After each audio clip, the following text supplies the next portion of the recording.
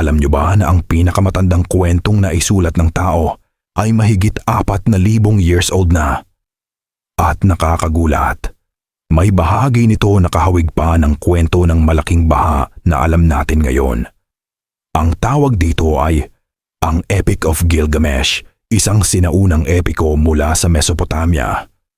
Isinulat ito sa mga clay tablet gamit ang cuneiform script noong humigit kumulang 2,100 BCE. Ang kwento ay tungkol kay Gilgamesh, isang makapangyarihang hari ng lungsod ng Uruk. Nang makilala niya si Enkidu, naging matalik silang magkaibigan at sabay nilang hinarap ang mga halimaw at panganib.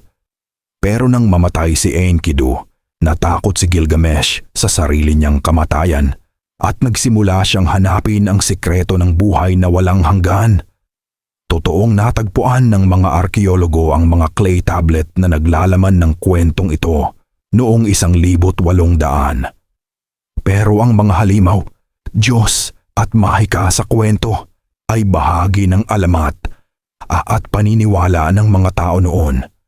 Hanggang ngayon, palaisipan pa rin kung bakit may mga bahagi ng Epic of Gilgamesh na kahawig ng ibang sinaunang kwento sa mundo. Nagkataon lang kaya ito? O may mas lumang kwento pa na hindi pa natin natatagpuan?